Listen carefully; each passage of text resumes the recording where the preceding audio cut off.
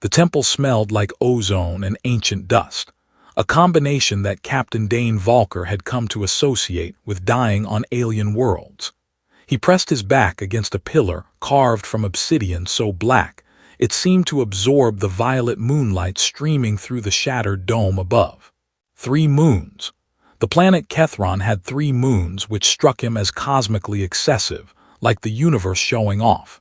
His rifle, an MA-47 kinetic accelerator that Earth's military had assured him was cutting edge approximately 15 years ago, rested across his knees. The weapon's display flickered amber. 42 rounds remaining. Dane did the math automatically. 42 rounds, approximately 60 incoming hostiles detected on his helmet's rapidly dying sensor suite, which meant he was short roughly 18 bullets and 1 miracle. The war constructs of the Zathiri Dominion didn't sound like machines when they moved. That was the unsettling part. They hummed, a resonant frequency that Dane felt in his teeth, as if the air itself was singing them into existence. Through the temple's broken archway, he could see them assembling on the obsidian plain, towering figures of segmented metal and pulsing energy conduits, each one roughly the size of an Earth main battle tank but moving with the fluid grace of predators. Dane checked his tactical display again, knowing what it would show but hoping anyway. The screen confirmed what he already knew, 12 green markers reduced to 1. Williams had gone silent 4 hours ago. Rodriguez 3 hours before that. The rest of the squad scattered across Keth'ron's surface like discarded chess pieces, removed from the board one by one as the Zathiri methodically swept the planet. He laughed, a short bark of sound that echoed off the temple walls. "Earth's finest expeditionary force," he muttered, adjusting the field dressing on his left shoulder where shrapnel from a construct's energy weapon had torn through his armor, boldly going where no one had the common sense to avoid. The first contact had gone spectacularly wrong. Commander Peterson, may she rest in whatever atomized particles the Zathiri had reduced her to, had approached the Dominion with all the optimistic protocols Earth's diplomats had designed for meeting advanced civilizations. She'd transmitted friendship. She'd offered cultural exchange. She'd broadcasting humanity's greatest achievements in mathematics, art, and music. The Zathiri had responded by cataloging Earth's fleet as Resource Allocation Tier 7, suitable for metallurgical reclamation, and opened fire. Dane's helmet crackled with static, the ghost of communications that no longer reached anyone. He disabled the emergency beacon 3 days ago. No point in calling for rescue when the nearest human vessel was 6 months away at maximum burn, and probably already vaporized. The Zathiri were thorough like that. The constructs were moving now, their approach coordinated with the kind of precision that suggested a single controlling intelligence. Dane had fought enough battles to recognize patterns, and the Zathiri fought like a hive mind, playing chess against opponents who just learned the rules. Every construct moved in relation to the others, creating overlapping fields of fire, eliminating escape routes, optimizing kill angles with mathematical certainty.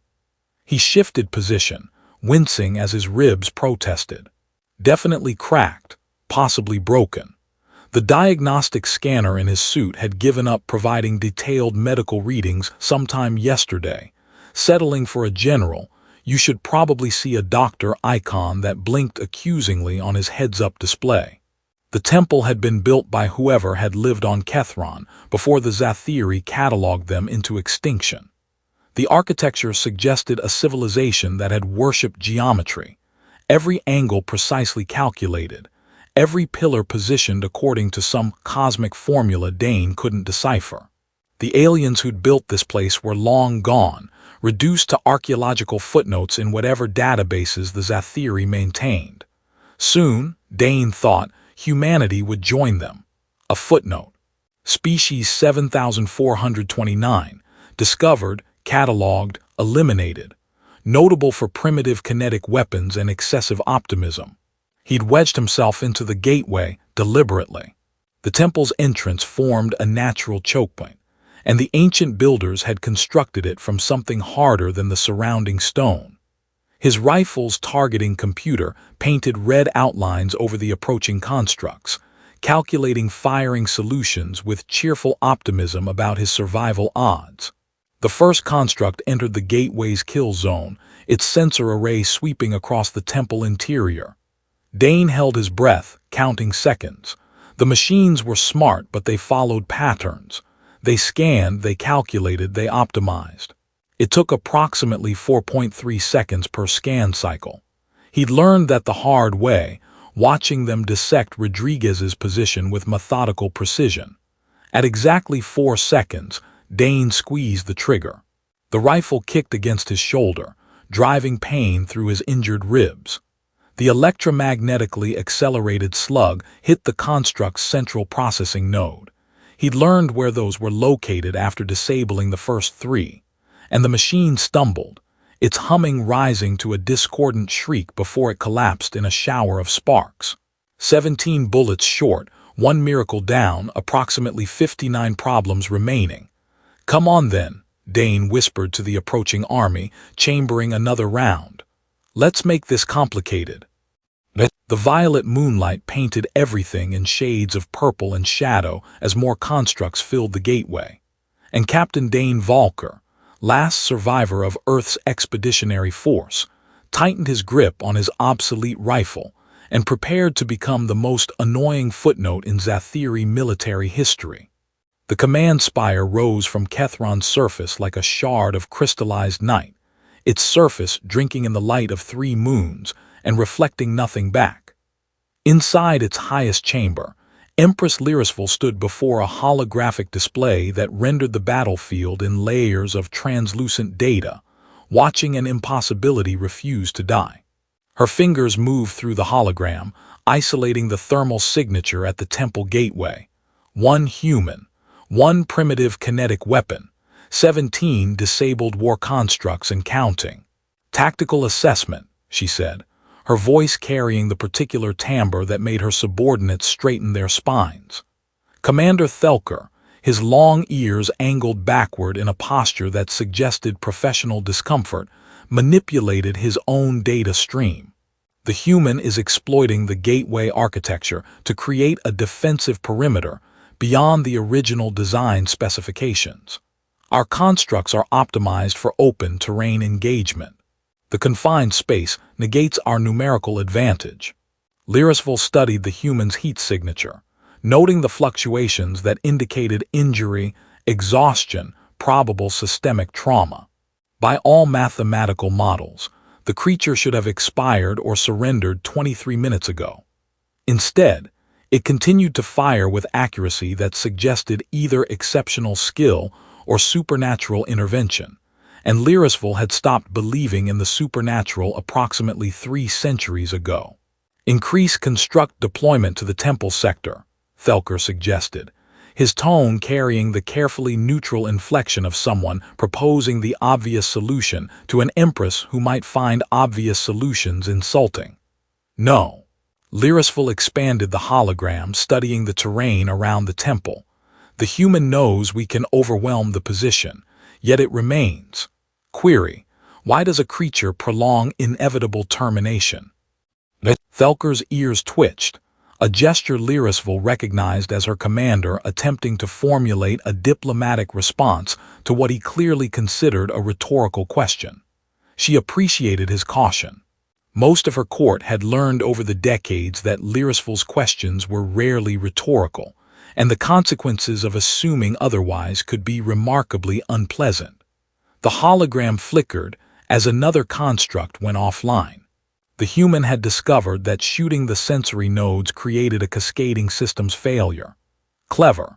Wasteful of ammunition, but clever.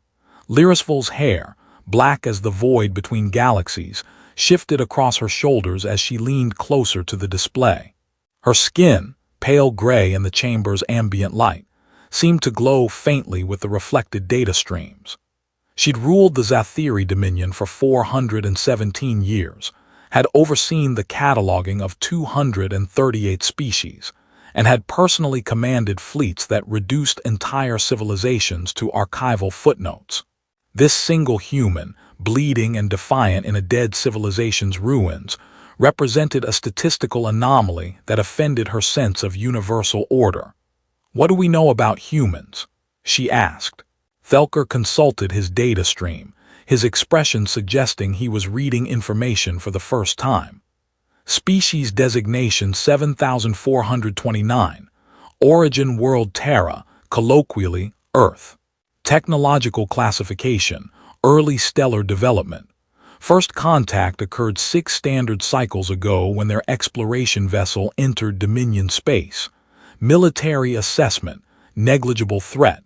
Diplomatic assessment, terminated following standard protocols. Their fleet, eliminated, 12 vessels. Standard resource reclamation procedures initiated. Lyrisville watched another construct fall, this one missing its primary weapons array, toppling like a monument to poor tactical planning. The human was using the disabled constructs as cover now, creating a barrier of wrecked machinery that forced the remaining units to approach from predictable angles. "This human is defending a position it cannot hold," Lyrisville said slowly, testing the thought aloud. "It has no reinforcements, no resupply, no extraction protocol, yet it continues to resist with every resource available. Volker, in your military experience, what does this behavior indicate?" The commander's ears angled forward, a gesture of careful consideration. "Psychotic break, religious fervor, biological imperative we haven't cataloged." "Or," Lyrisville said, her silver eyes catching the hologram's light, "it fights because surrender is culturally unacceptable, because this creature values defiance over survival." She straightened, her armor, a masterwork of Zathiri engineering that moved like liquid shadow, shifting with her. The armor had been crafted for her coronation 4 centuries ago, designed to project absolute authority. She rarely questioned whether it still fit her, whether 400 years of conquest had reshaped her into something the armor could no longer contain. The human fired again. Another construct stumbled, its humming frequency dropping to a dying whine. Lyrisville made a decision that would have surprised anyone who'd served under her for more than a decade. "Prepare my personal transport. I'm going to the surface." Volker's ears flattened completely against his skull, the Zathiri equivalent of a human's jaw dropping.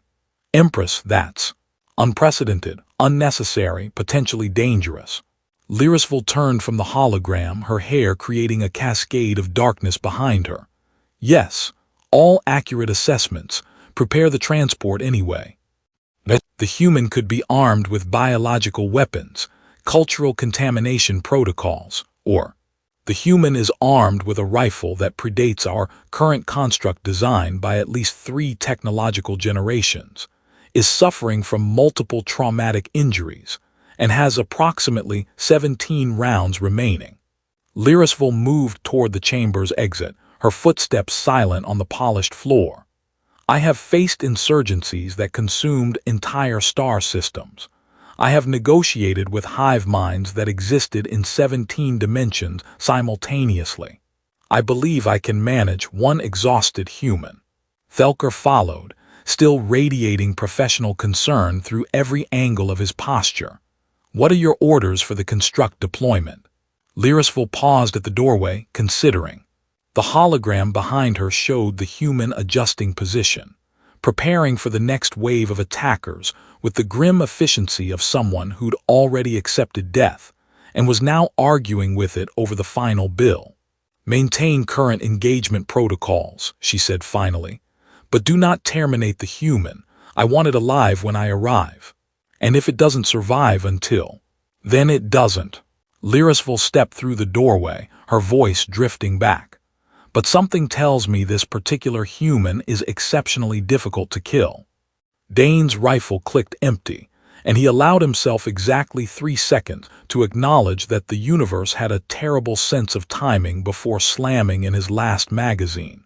14 rounds. The number glowed accusingly on his heads-up display, right next to the flashing icon that suggested his left lung might be filling with fluid. "Fantastic," he muttered, wiping blood from his eyebrow where a piece of shrapnel had opened a cut that refused to stop bleeding. Really nailing this whole, humanity's last stand aesthetic. The constructs had stopped advancing.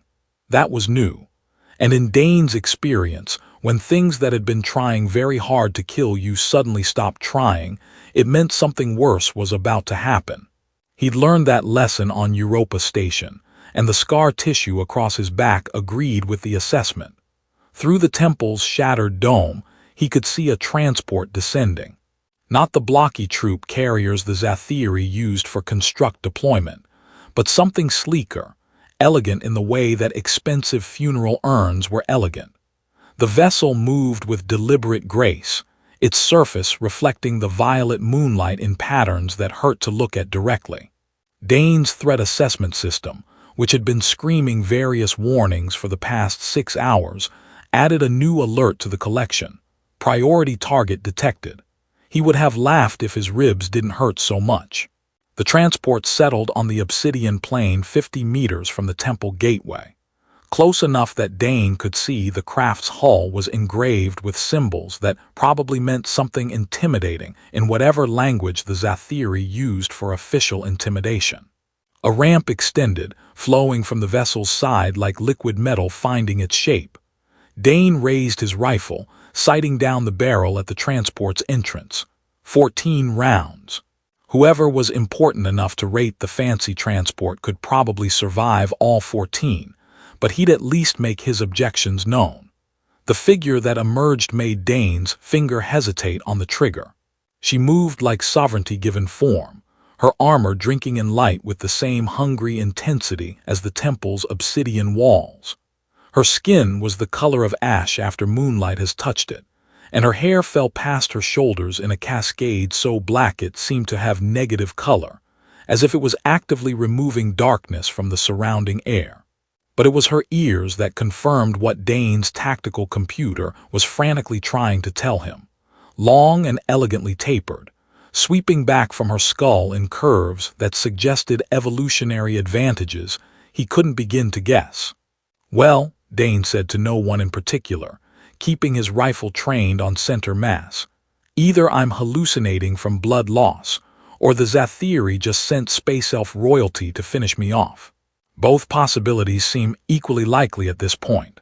She walked toward the temple alone, unarmed as far as Dane could detect, which meant absolutely nothing when dealing with species that could probably kill him by thinking aggressive thoughts.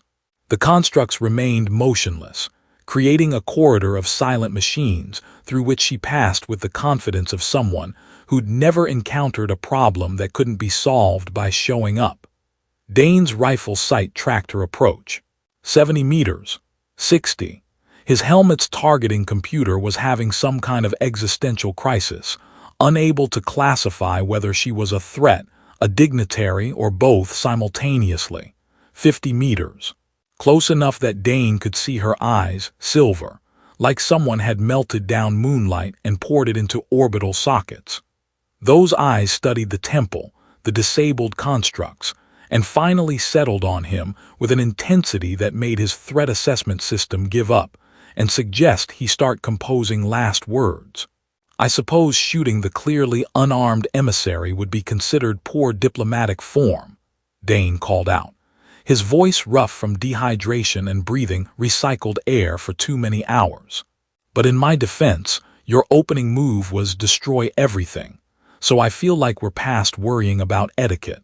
She stopped 30 meters away, just outside the effective range of the improvised explosives Dane had rigged around the gateway's perimeter. "Smart or informed, probably both. You are Captain Dane Volker." Her voice carried across the distance with crystalline clarity, each word precisely formed. "Last surviving member of the Earth Expeditionary Force." Captain Dane Volker, tourist extraordinaire, currently enjoying Keth'ron's famously hostile accommodations. Dane didn't lower the rifle. "And you are Empress Lyrisful of the Zathiri Dominion." She said it without inflection, the way someone might mention they were the emperor of the universe while discussing the weather. I have come to witness your final moments. How thoughtful. Most people just send a card. Dane shifted position, trying to find an angle where his ribs didn't feel like they were auditioning for a medical textbook's chapter on creative ways to puncture organs. Though I should warn you, I'm running behind schedule on that whole dying thing. Kept getting distracted by your constructs. Something flickered across her face, too quick for Dane to interpret. Amusement, confusion, indigestion. Reading alien expressions was challenging even when you weren't bleeding from multiple wounds. You have destroyed 23 war constructs with primitive kinetic weaponry and improvised explosives, Lyrisful said, taking another step forward. 29 meters now. You have held this position for 6 hours and 17 minutes against overwhelming force. You have demonstrated tactical innovation beyond your species' assessed capabilities. Thanks. I'll add it to my resume, right under adequate parallel parking, and once made a sandwich so good I cried. Yet you cannot win. She tilted her head, her long ears catching some frequency Dane couldn't hear. You have 14 rounds remaining. You are injured. You have no reinforcements, no extraction, no strategic objective that this defense accomplishes. So I ask you, Captain Dane Volker, why do you continue to resist? Dane was quiet for a moment, his rifle still trained on her center mass, his finger resting on the trigger guard. The 3 moons cast her shadow across the obsidian plane in triplicate, 3 versions of the Empress reaching toward him like prophecies he couldn't read. Because, he said finally, if humanity's going to be a footnote in your empire's database, I figured we should at least be an interesting footnote. The species that made you work for it. The ones who didn't go quietly. He smiled, tasting blood. Plus, your constructs were really insistent about this whole extermination thing, and I'm petty enough to find that personally offensive. Lyrisful studied him with those silver eyes, and Dane had the distinct impression he was being catalogued more thoroughly than any scientific instrument could manage. Then she did something that made every remaining threat warning in his helmet scream simultaneously. She raised her hand, palm forward, fingers spread in a gesture that looked almost human. I am calling a ceasefire, she said. Dane blinked. Sorry, what? The silence that followed the Empress's declaration felt heavier than the previous 6 hours of combat. Dane kept his rifle raised, his brain trying to process information that didn't fit any tactical framework he'd learned in 20 years of military service. A ceasefire, he repeated, his voice flat.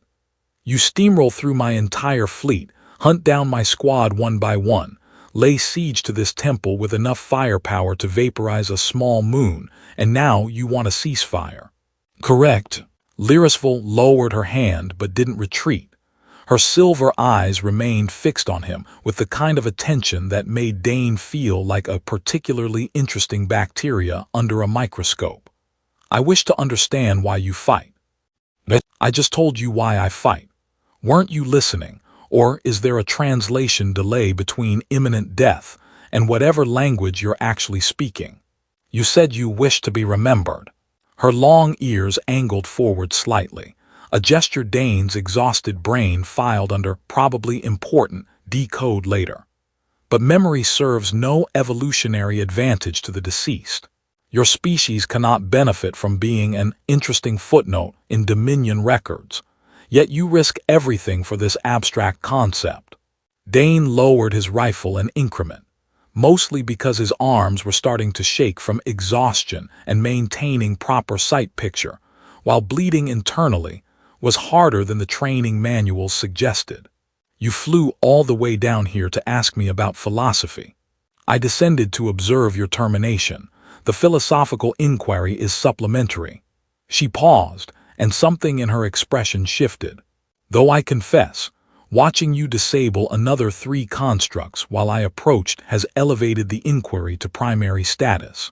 3. Dane glanced at his tactical display, which was flickering between various warning icons, and what he suspected was just static shaped like accusations.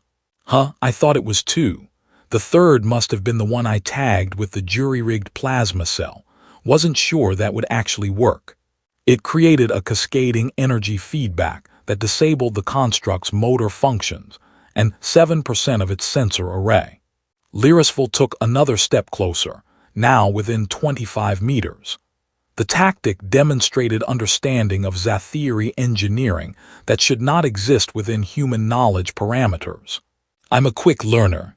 Also, your constructs make a specific humming noise right before their energy capacitors cycle, which is a design flaw you might want to address.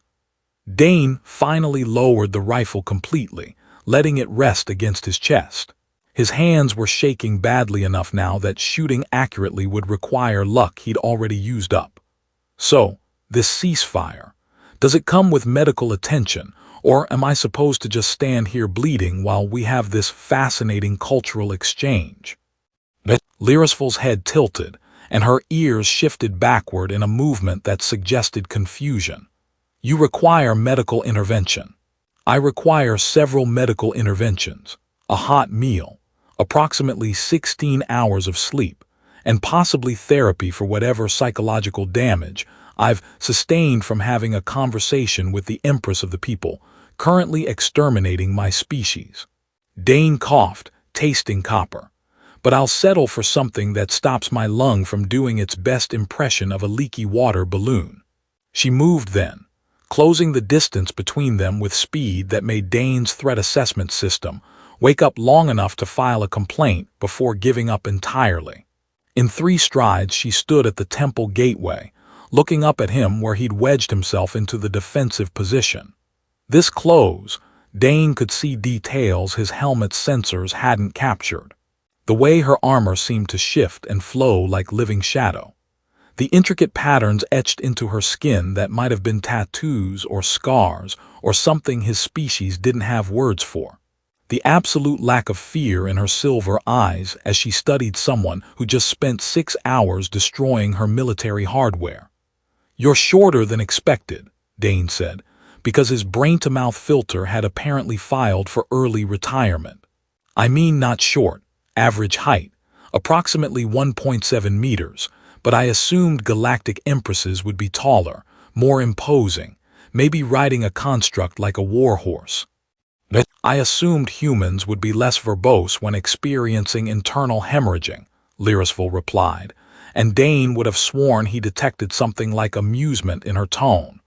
Yet you continue to speak. Is this a defensive mechanism?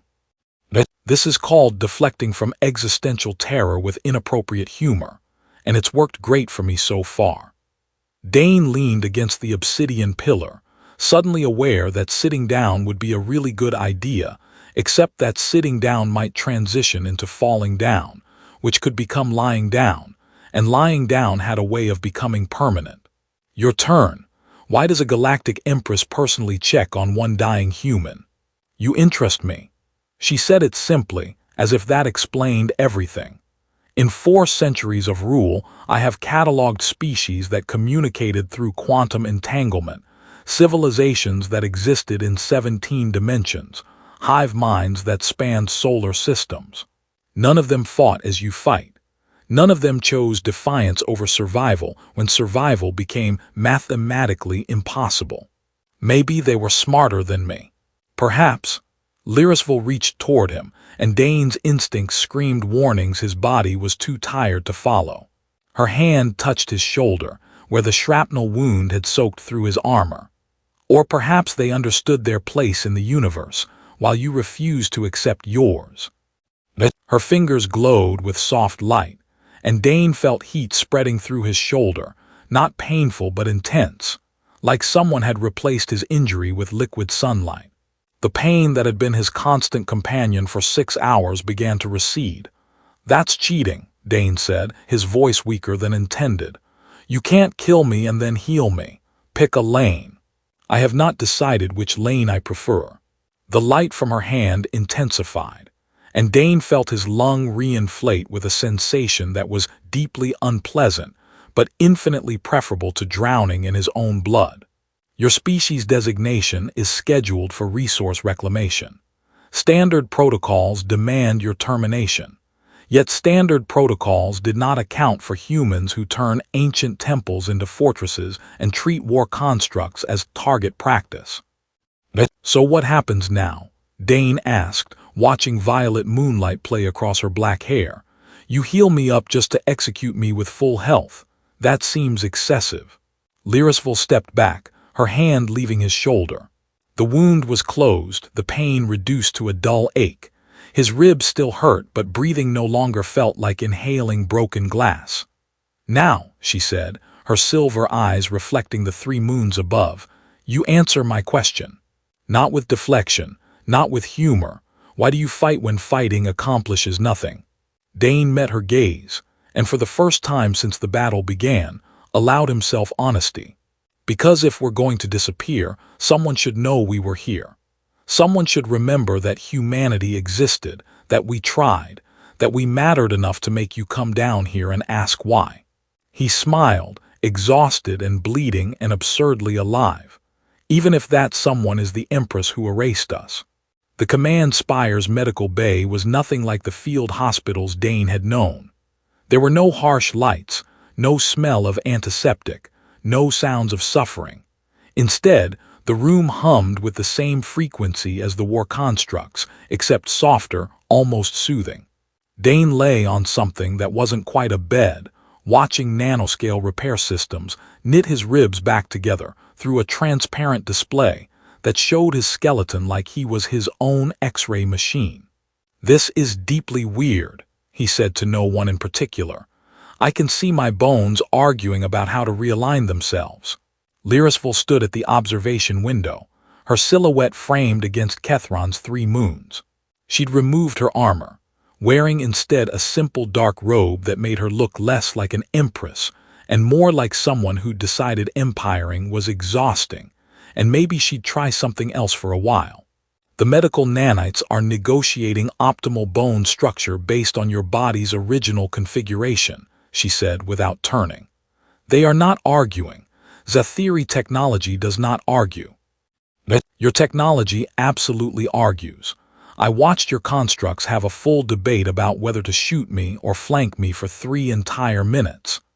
Dane sat up carefully, testing his newly repaired ribs. They felt solid, which was an improvement over their previous state of collection of angry shards. Though I appreciate them taking their time, really gave me space to work through my feelings about mortality. Lyrisville turned from the window, her silver eyes catching the medical bay's ambient light. Commander Volker has filed 17 formal protests about your presence aboard this vessel. He believes you pose a security risk. Smart guy. I do pose a security risk. I know where all your constructs' weak points are now. Dane swung his legs off the medical bed, pleased when the room didn't spin. Though in fairness, I learned that by shooting them repeatedly, so it's less strategic intelligence and more enthusiastic field research. You will not be shooting any more constructs. She moved closer, her long ears angled forward in what Dane had started to recognize as focused attention. I have suspended resource reclamation protocols for species 7429, pending further evaluation. Dane blinked. You've what? Your species designation has been reclassified from suitable for metallurgical reclamation to requires additional study. This grants humanity a probationary status within Dominion protocols. She paused, and something in her expression suggested she was still processing this decision herself. It is unprecedented. So you're not going to exterminate us because I was annoying enough to warrant a second look. Dane stood, wobbling slightly. That's either the best outcome possible or the worst diplomatic strategy in human history, possibly both. I am not granting your species survival because you were annoying. Lyrisville's tone carried an edge that might have been irritation or amusement. Dane still couldn't tell the difference. I am granting reconsideration because you demonstrated that humanity values memory over survival, legacy over logic, defiance over acceptance. These are not qualities I have encountered in species at your technological development level. We're sentimental idiots who don't know when to quit. Got it. Dane took a step, then another, relearning how to walk without his body screaming objections. So what happens to me? I'm guessing return to Earth with a nice fruit basket and an apology note isn't on the table. You cannot return to Earth. She said it gently, which somehow made it worse. Your species does not have faster-than-light communication. They will not know of the protocol change for months. By the time any message reaches your homeworld, you would be dead of old age. Yeah, I figured. Dane made it to the observation window, looking out at Keth'ron's alien landscape. Somewhere down there, his squad was buried under obsidian and violet moonlight. So I'm what? A prisoner. A diplomatic hostage. Your personal human specimen for further study. Lyrisville joined him at the window, close enough that Dane could see his reflection ghost over hers in the transparent surface. I do not know what you are. Dominion protocols do not account for enemy combatants who interest me. There is no classification for soldiers who make me question 4 centuries of conquest. First time for everything. Dane watched the 3 moons hang in Keth'ron's sky, excessive and beautiful. You know what the really funny part is? When we left Earth, we were so excited. Humanity's first deep space mission. We were going to meet aliens, establish dialogue, maybe trade recipes or compare notes on quantum mechanics. Instead, we found you, and you found us remarkably recyclable. Your fleet transmitted mathematical proofs, artistic expressions, musical compositions. Lyrisville's voice carried something that might have been regret. By Dominion standards, these indicated a species suitable for cultural cataloging before resource extraction. But not worth talking to.